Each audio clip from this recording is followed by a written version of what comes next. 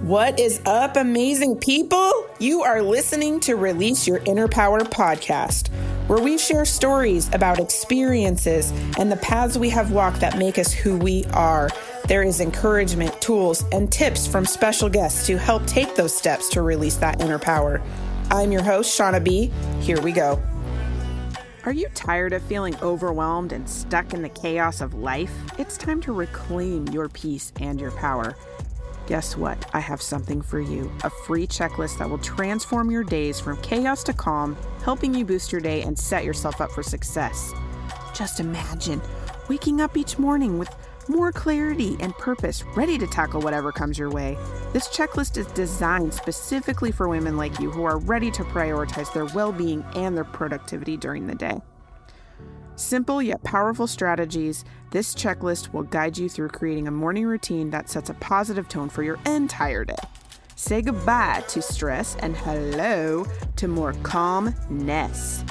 From mindfulness practices to time management tips, each item on this list is carefully made to help you get a sense of calm amidst all of the chaos in daily life. You'll be amazed on how small changes can make such a big difference. Don't let another day slip by feeling overwhelmed and frazzled. Get your free checklist and start this journey from chaos to calm. It's time to take control of your life, my friend, and thrive. Check out the show notes for the link to get your checklist today. And remember, you deserve to feel empowered, motivated, and some more in each day of your life. I'm excited to introduce you to this next guest. She is near and dear to me. I love her. I think she is a wonderful human being. She's such an inspiring person, motivating, and I love the way that she just speaks and her excitement and just who she is as a person. And I cannot wait to share her with you. She is a mom, a wife. She owns her own organizing business and has a story to share about ADHD. And I cannot wait for you to meet Megs Crawford. Welcome back to Release Your Inner Power podcast. We have a special guest with us today that I cannot wait to share her with you. Her name is Megs. Welcome, Megs, to the show. Hey, Shauna. Thanks for having me. How are you doing? I'm good. I'm so excited to be here and to chat with you. We always have so much fun chatting. So this is going to be good. I know. It's going to be great. I can't wait. I can't wait for you to bring your energy to this. This is going to be fun. So let's share who Megs is and what makes you you. What a loaded question. Okay, so I am a mom of two girls. I'm a wife. My husband, Adam, and I met and fell in love in Colorado a couple years ago. 7 years ago. I also used to work in the corporate world for over 9 years. I recently left back in July. I decided to start my own business. I am a professional organizer now, and my company is Mindful Moves Organizing with Megs. And I started the company because I recently was diagnosed probably about 2 years ago with ADHD. And I found that organizing and getting my life together has really helped me flow in a more creative way. And I want to help people realize the potential that they have to do that as well. So that is me in a nutshell. I'm sure there's more that we'll talk about. Oh, there is more. I love all of that. Yeah. Tell me a little bit more about, you said you have ADHD. Can you tell me a little bit more about finding that out? Like, did you find that out when you were already a mom? Did you find that out before you were a mom? Like, tell me a little bit about your journey through that and what came to being diagnosed with that, and then how you have come through, to this organized person that you are now. Yeah. Oh my gosh. Well, what's funny is I've been on an organizing journey for 6 or 7 years. And I've just realized that getting rid of a ton of the clutter in my life has helped me focus on the things that I really need to focus on. But I didn't find out that I had ADHD until 2 years ago. So my girls are 6 and 4. So I was well into motherhood prior to knowing. And I will tell you, I didn't fully accept the diagnosis of ADHD probably until maybe 8 months ago, if I could be honest. And part of it was I went in, I spoke to the doctor. We talked a lot. We probably spent about 2 hours together just relating on so much and talking about what ADHD means, so on and so forth. And then I left and decided, well, she probably doesn't know what she's talking about. And I don't have ADHD because, that's a thing that everyone has, right? It's that Yeah. popular thing that people get diagnosed with nowadays. And about 8 months ago was when I really started to take a deeper dive into what it really means for me. And I realized that there's a lot of tools that I've created for myself that have helped me deal with a lot of the day to day. For example, when I worked in the corporate world, I was a leader and I led a team of 14 people. And in order for me to stay focused in a meeting and to get the work done that I needed to do, I played with silly putty all day long. And I never knew that that had a correlation. It really just helped me keep my hands busy so that I could focus on the task at hand. And so that's one of the tools that I use and I have in my back pocket to really just help me focus on things. Since then, I've read a ton of books on ADHD and just really helping me understand, like, why does my brain act the way it does, and to know that I'm not alone out there, right? I think Yeah. for so long I decided like that's not me because I wanted to not be that person. I didn't want to be neurodivergent. I just wanted to be normal and live a normal life. But there were so many things that I found that I was struggling with that no one who was so quote unquote normal could relate to me on. And so once I started to read books and really understand how I can cope and how I can use so many different tools in my back pocket, I've started to discover how ADHD can be a superpower versus a thing that can hold me back.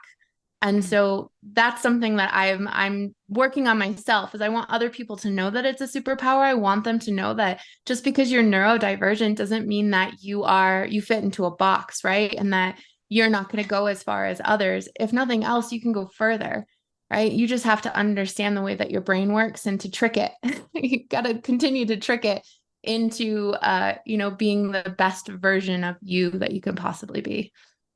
I love that you said that that it's a superpower, and I think it's interesting because my son also has ADHD, and that is like a thing that I say to him all the time, like, you ready to tap into your superpower yet? Are you ready to tap into your superpower yet? For almost the exact same reason as, like you said, when you have you want to be, like you said, normal. What is actually that, right? And more finding what's normal for you, what your normal is, and to not, just the way of saying it and using your words around it is super important also. How you speak about it, right? How you say it, and everything that you just said is like so positive. It's so positive about it. And it's interesting how your mind can go to the negative. Like, you can choose to make it a negative thing, or you can choose to be like, no, this is a superpower that you can tap into and you can do more than that. And I love how you shared that, because I think it's super important. And when you dive into it and when you kind of pick it apart too, to see like how awesome it is, I freaking love it. I love getting into like ADHD and how, like you said, to trick your brain and how to pull apart things and what you can do and find the little tricks that can help you.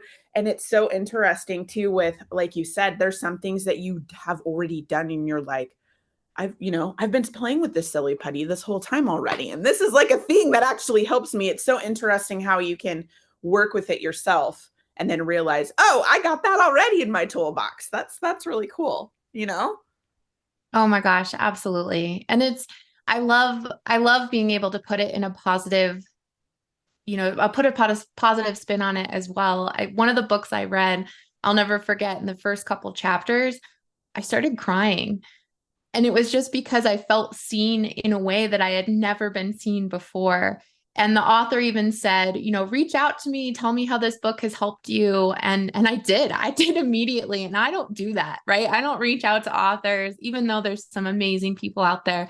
But I did. And I was so excited. I was like, thank you so much for sharing your journey, because it helps me feel empowered to share my journey, because it's going to be different. It's going to be completely different from his, because, ADHD can show up differently in women than it does in men. And so if we can continue to talk about it and what it feels like and what it looks like, gosh, there's like, we can empower the world, right? Because there's so many Oh, people yeah. out there that don't know how to work with this. Yeah. or what direction to go to, or like you said too, in the beginning you're like, she doesn't know what she's talking about, I don't have this, and Right? you're just like, you have to like fight your own self at first to be like, wait, do I have it? And then you're like, oh yeah, I do. And then you gotta like, work through all of those things, taking the steps to actually seeing it also. Yeah. It's so interesting. Well, It's so interesting how much we trick our brains, right? Like how much. it's so funny. And then finally, when I started to reflect on it a little bit more, I started to think about some of the things that I experienced in high school, some of the projects that I would turn in or not turn in. Yeah. And I'm like, oh, this all does make a lot of sense. So maybe that doctor was onto something when they diagnosed me. So how did you feel then when you said about 8 months ago? How did you feel when you started like really diving into it and really like seeing, certain ways that can help you and like really tapping into that superpower? How did that feel? Like what did that do for you in the last 8 months? Um, I'll be honest, at first it was really scary, as I think like accepting something doesn't necessarily mean that you're accepting and then you're like, oh, I have ADHD, I'm gonna shout it to the world, although that's what I'm doing now. Initially, I was really sad. I cried a lot just because I was sad that I didn't know about it sooner, because there were so many things that I feel like I could have tackled sooner. I was sad that, this is something that my kids could have as well. And so now that's something that I'm going to have to work through with them. My husband has ADHD as well. And so we started having a lot more conversations about it. And as I would read something, him and I would then start to discuss how we acted towards each other. So, for example, ADHD, you get hyper focus, right? And when someone interrupts your hyper focus, you can get really angry. Like it can cause some pretty serious like annoyance. Mm-hmm. So him and I started talking about that and when we're hyper focused. And so now we created a system where if I can see he's hyper focused or he can see I'm hyper focused, we start to ask each other questions so that we know that we need to step away or maybe pause what we have in our brain to write it down. Because sometimes when we have questions for the other person, we want to say it right away because otherwise it could leave forever and we never get it back. Right. That's just the way our brains just work so fast. We could have these great, expansive, beautiful ideas, but my partner could be working on this great, expansive idea already, and I could take that away from him by interrupting him. So, so, so rewinding it a little bit, 8 months ago, it took a lot for me to accept it. And then as I started to accept it and work through it and process it and talk about it more, it has become so much more of a regular day-to-day life where I'm like, I have ADHD and I'm freaking proud of it. I think it's incredible. It's so awesome because there's so much that I have to offer the world. And I can't wait to continue to share with that as I continue to learn how to channel that different energy that I have. I think something that I've also come to accept, and I think that has been really helpful for me, is prioritization. People with ADHD tend to get really excited about a lot of things. And one thing that I was actually given feedback in the corporate world is you get excited about too much. There's too many things you get excited about. And I was like, Really? That's don't you interesting. want that? Like, isn't Yeah, that exciting? yeah. So, initially when I got that feedback, I was like, well, what do you want me to get excited about? Like, you tell me to live this mission, I'm going to do the mission, right? I'm going to deliver that to the people that are buying our products and services and so on and so forth. But then I realized that I get excited about so much that I don't know how to channel all of my energy into one thing at a time, where I can really hone in on, one project and take it to the next level. Whereas I would get excited about too much, there would be too much on my plate. And then therefore I wouldn't necessarily know how to handle everything at once. And then that's where I would get overwhelmed. I would get bogged down and I would just be like, why am I existing in this life? There's too much, right? Yeah. So something that I've worked on is I sit down every single day and I actually write down 6 things that I'm able to achieve. Those are the only 6 things that I'm allowed to do that day. And I think about, does it fit into the top three priorities of my life? And that's my family, my business, and my home, really. Do those six things fit into my number one priorities? And if anything, takes me away from those priorities, I have to take a look at my to-do list again and see which thing I have to put on the back burner. And it just really helps me kind of compartmentalize my brain a little bit versus getting excited about all the things. Because I want to help everyone. I want to do all the projects. I want to start all the businesses. Yeah. But really, as one person, I can't do that. And knowing what I'm able to do has been it's been helpful to compartmentalize that.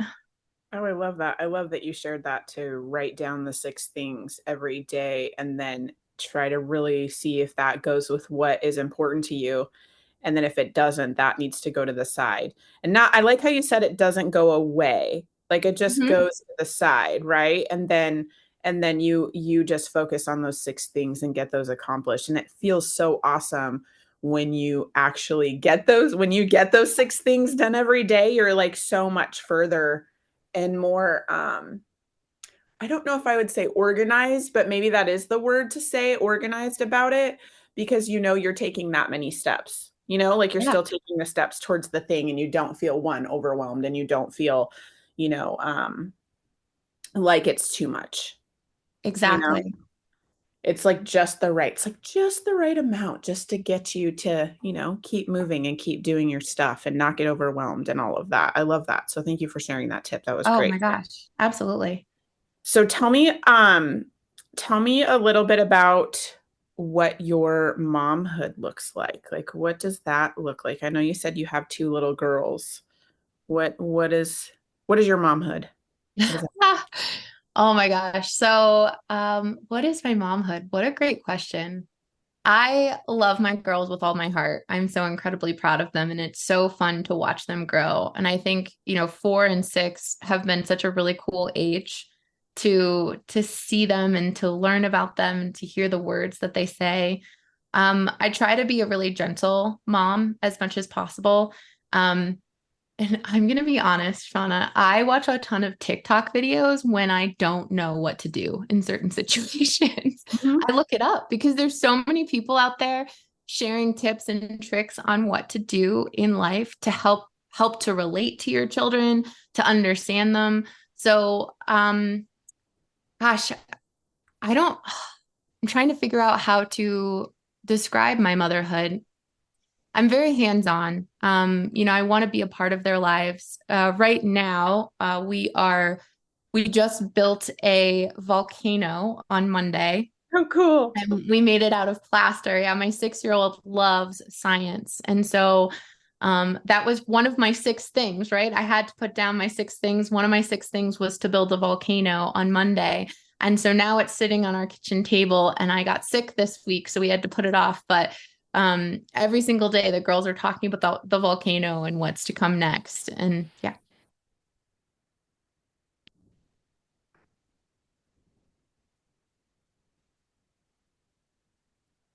So we're building this volcano, and I love to do things with them and to find out what they're going to be, right? Like what they want to do in their life and what they get excited about, what they don't get excited about. I asked my daughter who's 6, Charlotte, I was like, do you want to play sports? Do you want to play soccer? And she was like, no, absolutely not. And I'm like, okay, good. So I know, I kind of Yeah. know, and I'll continue to ask her. But I found that in 4 and 6, it's been interesting because things are coming up at school now. Like the other day, my daughter hasn't wanted to go to school very often for 2 weeks now. And she was like, I don't want to go to school. I don't like it. It's boring, mom. I can't stand it there. Can't I just stay home with you? I miss you too much when you go to school. And I couldn't get her to really open up about what was going on. And I watched a TikTok video or maybe a couple. And one of the things they said in the video was to say, tell me what you want to talk about.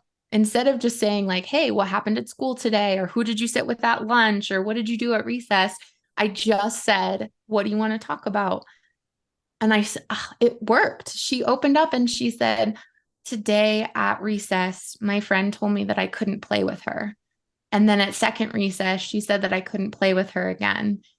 And then right when they were leaving school, she said that she told her that she was starting to act like one of the bullies at school. She told my daughter that she was starting to act like a bully. And it was just so strange to me, all of these things. And so we had a really good conversation about, like, well, what's a backup plan? If you can't play with this girl at recess, who could you play with? And she, came up with a couple other options. And I said, okay, well, and then if that doesn't work, who else could you play with? And so she came up with some more options. But gosh, it was so hard. I was not prepared for that aspect of motherhood because on one hand, I want to go to the parents and be like, can you like get your kid in shape and tell them that they have to play with my daughter, right? But that's also not the case because not everyone has to get along and not everyone has to play with each other. So yeah, that was really hard, but I love to have open conversations and I want to treat my girls like their opinion matters. And I think on a regular basis it's really hard as parents to let go of the control aspect of parenting because that's how we were brought up. Like you follow the rules, you listen if someone tells you no, you listen, you pick up your room when you're told, so on and so forth. But my husband actually said to me the other day, he's like, and he's watched a video too. He's like, think about the way that you talk to your kids. Would you say that to a friend or someone else that you cared about? And that I brought a lot of perspective into the way that I speak to my kids. And it's not that we're doing anything wrong, right? I think there's so much that we're learning and on a regular basis, gosh, we have no idea what we're doing, right? Because there's no book for how to bring up your kid in 2023, 2024, the world that we're living in right now. So We true. are literally having to guess and check as we go along. But I just remember as a teenager that I didn't feel very comfortable going to my parents about a lot of things. And I really want to have that open dialogue with my kids where they do feel comfortable coming to me to talk about the things that I have no idea about, but hopefully I can just be there to listen and understand. And so, hopefully that gives a good picture of who I Yeah, am. yeah, it does. That's great. I love all of that. I love how you said that, you want your kids, one, that you want your kids to come to you and be able to speak to you. And then I love the perspective that your husband had brought to you about, how do you speak to, your kids? Is that how you would speak to a friend? Because it does give you perspective there, right? Like sometimes you don't think about the way that you are speaking and there's two aspects to it. Like you want to be speaking to them, in like you said, like in an open, like loving way to where they feel like they can come to you instead of like basically fearing you because that's kind of like driving a wedge, if you will. But you're also planting the seeds on how they're going to be speaking to other people, right?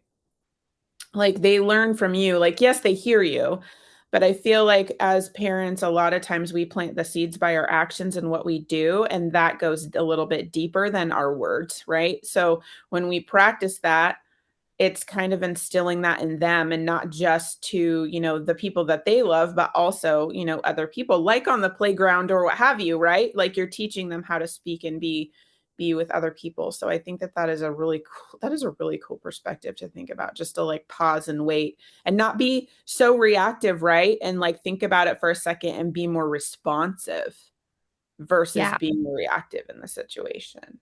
And also easier said than done, right? Oh, It's not yeah.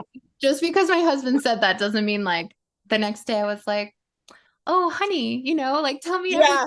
Like I still have to work really hard at it. And I Oh, do yeah. still, um, of course there's yelling and I try to tone that down as much as possible. I have to be honest. And I think, you know, I think I'm so nervous sometimes. I'm like, do other people even yell? And then I feel so awful about it myself because people just talk about parenting like it's this beautiful thing. And this is what I do. And I'm like, okay, cool. And that's what I try to do. But also, I'm a human being and this is what I do. So if I do yell and I find that it's coming from a reactive place, like maybe I've been interrupted and I'm in a hyper focus and now I've yelled, I will acknowledge that and I will go to my children and I'll be like, hey, mommy shouldn't have reacted this way. And this is why I'm sorry for this.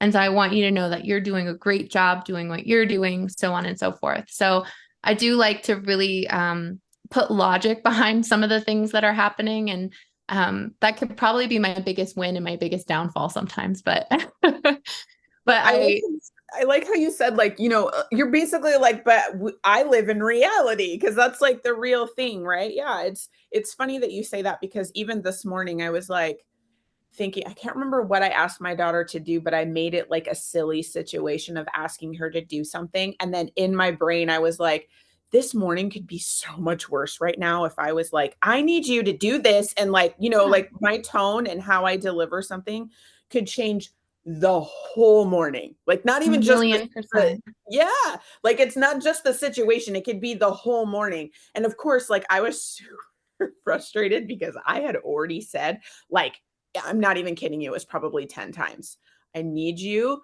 to brush your teeth. And then she's like, not doing it, not doing it. And I'm just like, inside, I'm like, raw, brush your teeth, but I'm just like, we have 10 minutes, like, come on. But then I'm like, I sat there for a second. I'm like, how can I say this to where she's going to be like, okay, and be like, so I tried to make it silly. And then she was in there brushing her teeth. And I'm like, holy moly. Yeah. And kind of like living with my own frustration of it, but at least she's doing it now. And then another thing I try is when I ask them to do something and then they do it right away, I'm like, oh my gosh, thank you so much for going and doing that right now. That is so helpful for me. Yes. So I try to like praise that. So then it just, I don't know. I feel like it just, deepens that planting of the seed when you like really try to, thank you for doing this, or, oh, thank you for brushing your teeth. Yes. You're like, oh, I told you 7 times, but it's like, thank you for brushing your teeth. That's it. That's all you have to say. Oh my gosh, 1,000,000%. Oh, and I thank you for just saying that you get frustrated, because oh my gosh, I can't stand it when I'm watching these videos and they're like, this is how you do it. It's so easy.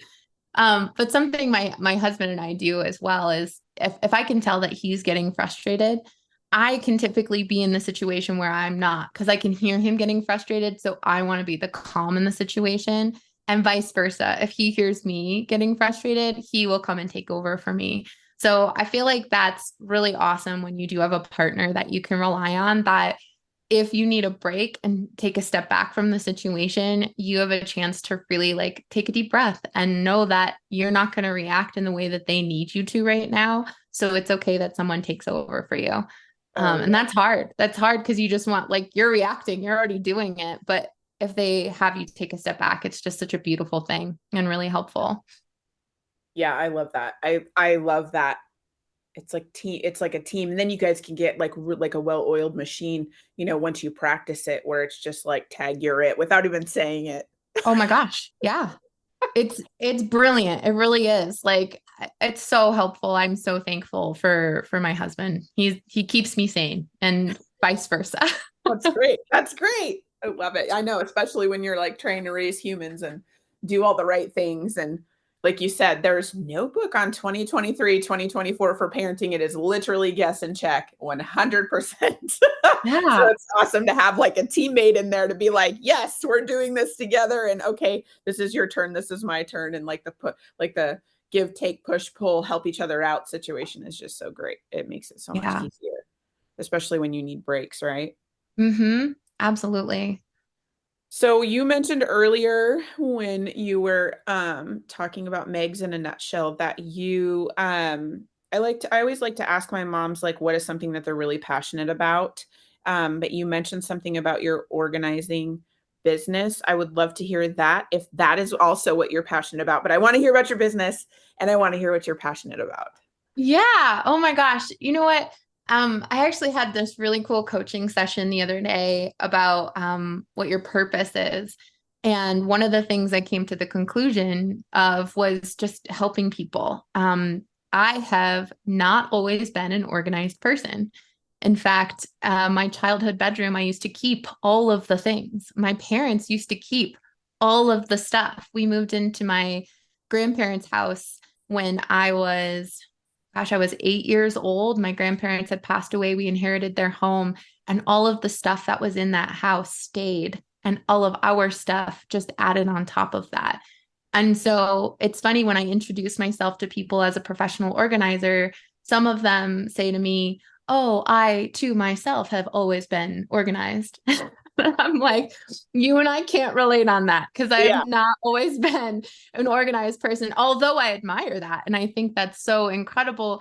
I have had to teach myself so much of how to be organized. And a lot of being organized is getting rid of the overabundance of stuff that you have accumulated over your lifetime.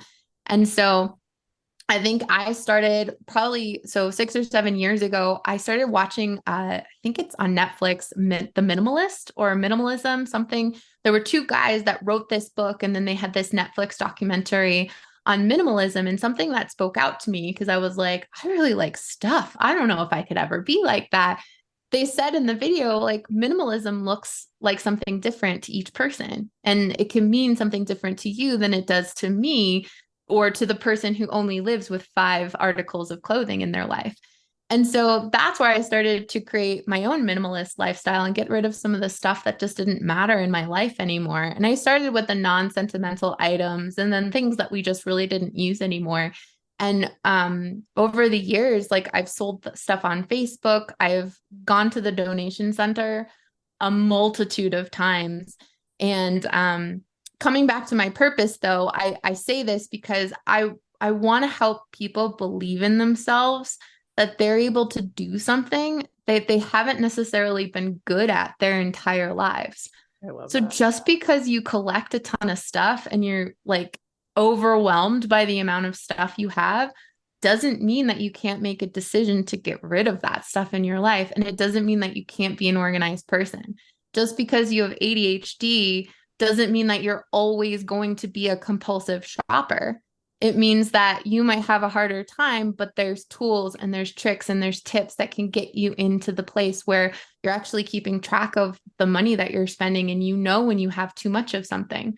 And I'll give you a good example. I love gnomes. I love gnomes, and that's what I shop for Christmas, and that's what I buy. And a couple of weeks ago, I actually went through all of my Christmas stuff and I purged a bunch of stuff, and I took like a good like inventory of what I had. I didn't write anything down, but I have a box of just what I have for gnomes.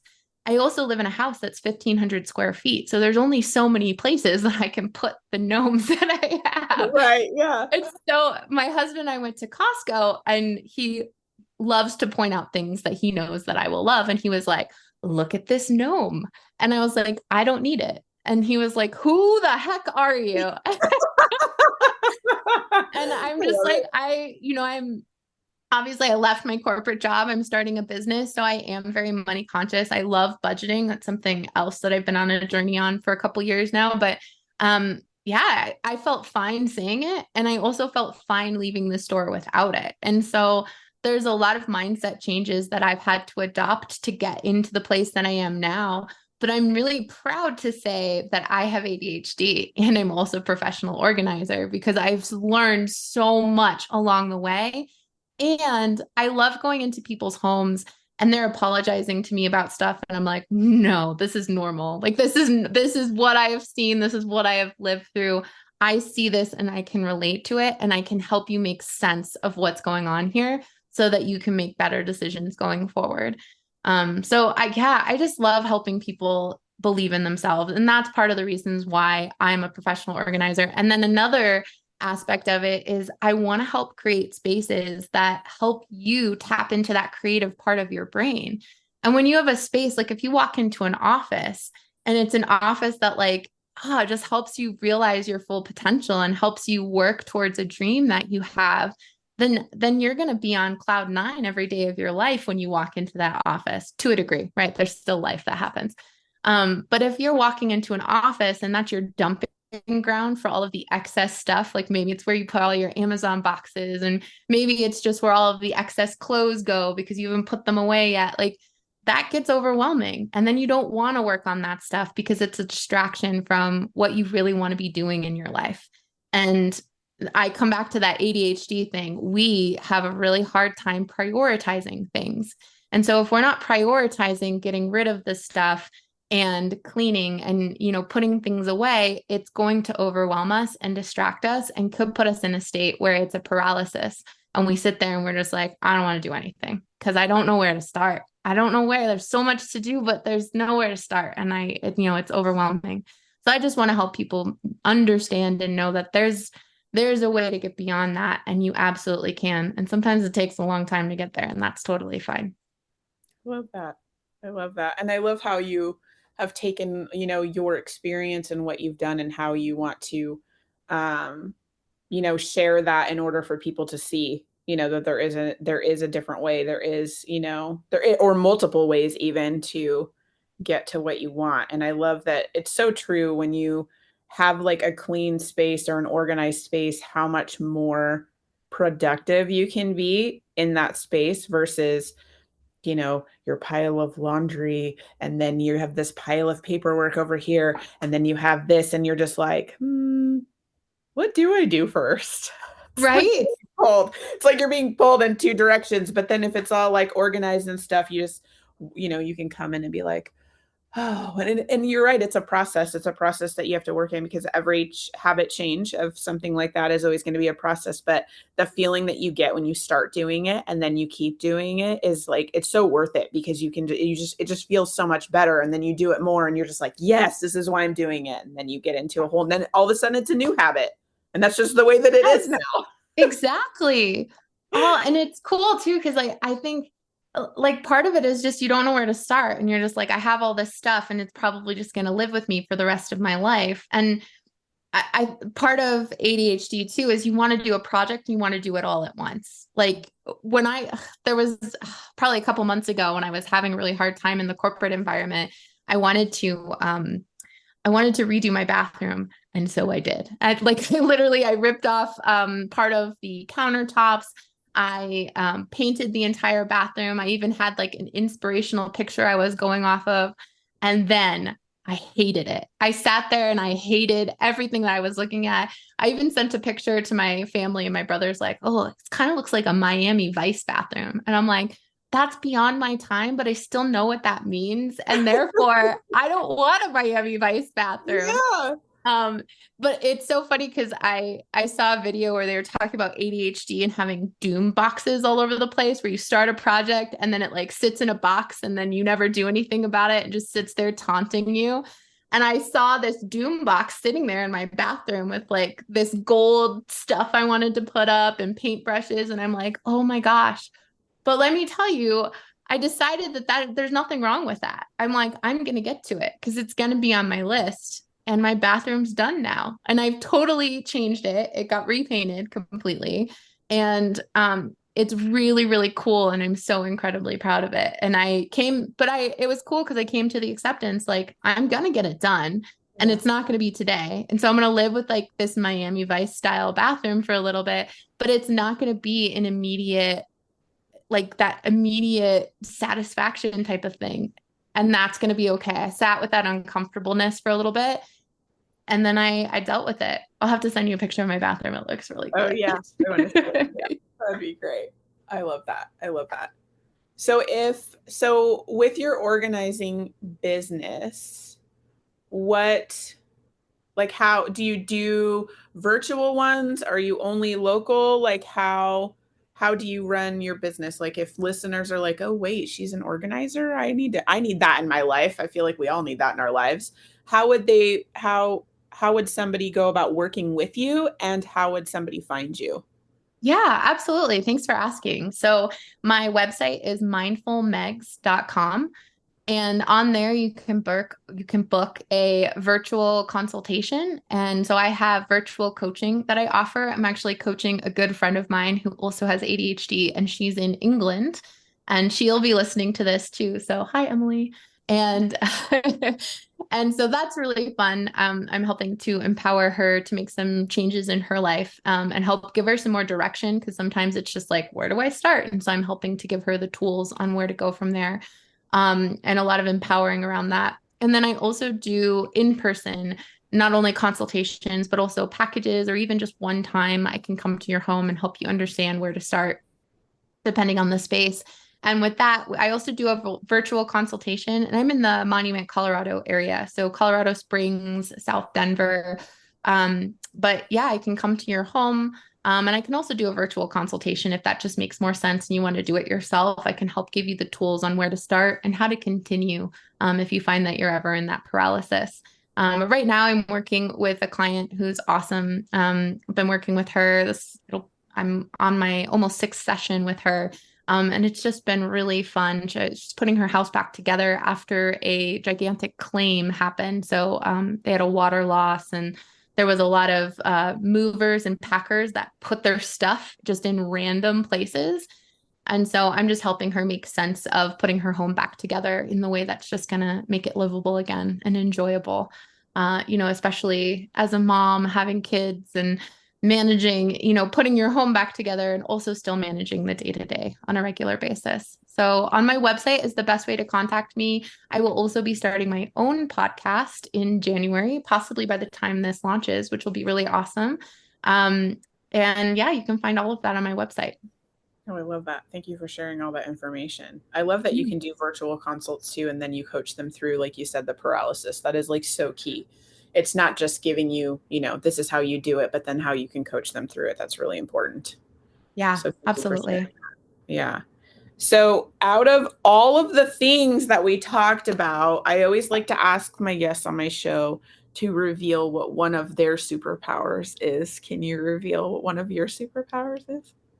Oh gosh. I think one of my superpowers is finding the good in the people that I meet. I can help people believe in themselves.